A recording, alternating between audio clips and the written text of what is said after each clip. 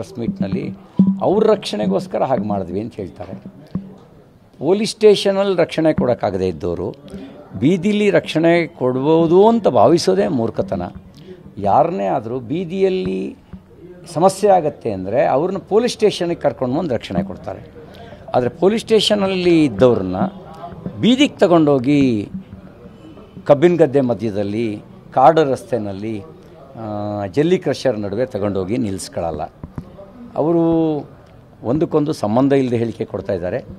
ಮಾಧ್ಯಮಗಳನ್ನು, ನೀವು ಮಾಧ್ಯಮ ಸ್ನೇಹಿತರು ಇದ್ದವ್ರನ್ನ ಕೇಳಿ, ಅವರೇ ಹೇಳಿದರು 20ಕ್ಕೂ ಹೆಚ್ಚು ಕಡೆಗಳಲ್ಲಿ ನಮಗೆ ಬ್ಯಾರಿಕೇಡ್ ಹಾಕಿ ತಡೆದ್ರು.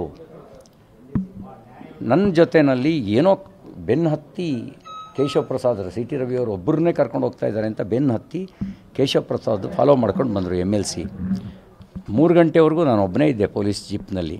3 ಗಂಟೆಗೆ ನಾನು ಕೂತ್ಕೊಳ್ತೀನಿ ರೀ ಅಂತ ಅವ್ರು ಫೋರ್ಸಿಬಲಿ ಬಂದು ರಾಮದುರ್ಗದಲ್ಲಿ ಸ್ಟೇಷನಿಗೆ ಹೋದಾಗ ಕೂತ್ಕೊಂಡ್ರು ನನ್ನ ಪಕ್ಕದಲ್ಲಿ.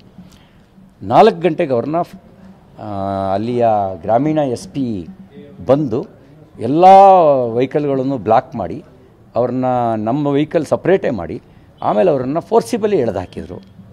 ಇದು ಇವರಿಗೆ ಇವೆಲ್ಲ ಇನ್ನೊಬ್ಬ MLCನೂ ಜೊತೆಗಿರಬಾರ್ದು ಅನ್ನೋದ್ರ ಹಿನ್ನೆಲೆ ಏನು? ನಾನೊಬ್ಬನೇ ಇರಬೇಕು ಅಂತ ಫೋನ್ ಕಿತ್ಕೊಳ್ಳೋಕ್ಕೆ ಯಾಕೆ ಪ್ರಯತ್ನ ಮಾಡಿದ್ರು?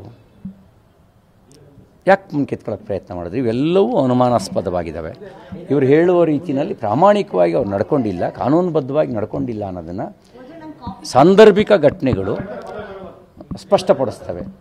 ಇಷ್ಟಾದಮೇಲೆ ಅವರು CID ಕೊಟ್ಟಿದ್ದಾರೆ.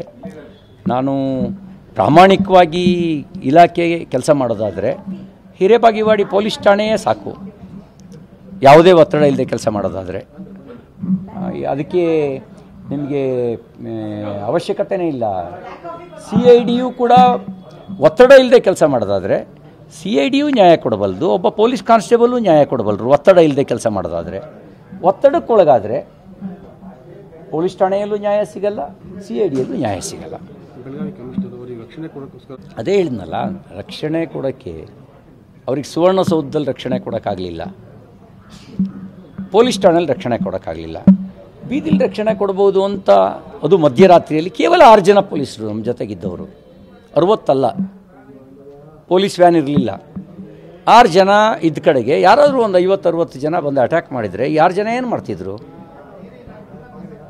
ಠಾಣೆಯಲ್ಲೇ ರಕ್ಷಣೆ ಕೊಡೋಕ್ಕಾಗದೇ ಇದ್ದವರು. ಠಾಣೆ ಎಲ್ಲ ರೀತಿ ಸೆಕ್ಯೂರ್ಡು. ಮತ್ತು ಖಾನಾಪುರ BJP ಭದ್ರಕೋಟೆ, ಅಲ್ಲಿಯ ಶಾಸಕರು BJP 50,000ಕ್ಕೂ ಹೆಚ್ಚು ಲೀಡ್ನಲ್ಲಿ ಗೆದ್ದಿದ್ದಾರೆ. ಸಾವಿರಾರು ಜನ ಠಾಣೆ ಹೊರಗಡೆ ಸೇರಿದ್ರು, ಎಲ್ಲರೂ BJP ಬೆಂಬಲಿಗರು. ನಮ್ಮ ವಿರೋಧ ಪಕ್ಷದ ನಾಯಕರುಗಳು ಇಬ್ಬರೂ ಇದ್ದರು. ಅವ್ರನ್ನೆಲ್ಲರೂ ಪ್ರತ್ಯೇಕಗೊಳಿಸಿದ ಕೆಲಸ ಯಾಕೆ ಮಾಡಿದ್ರು?